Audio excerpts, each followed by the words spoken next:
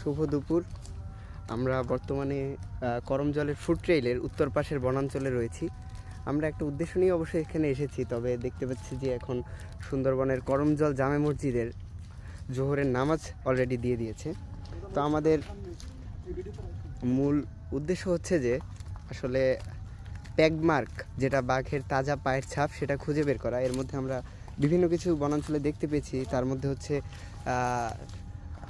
আমরা দেখতে পেয়েছি তাজা হরিণের পায়ের ছাপ এবং শুয়োর, যেটা বন্য শুয়োর যেটা বলা হয় সেটা।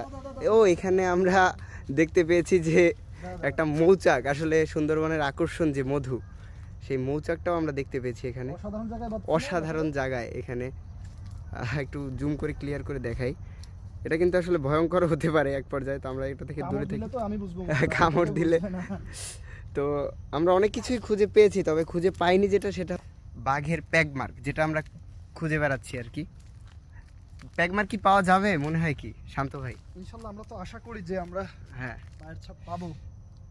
পাওয়া গেছে এবং অন্যান্য কিছু প্রাণীরও পায়ের ছাপ পাওয়া গেছে। ইনশাআল্লাহ আশা করি বাঘের পায়ের ছাপ আমরা পাবো। যাক, তাহলে আমরা আগাই সামনে।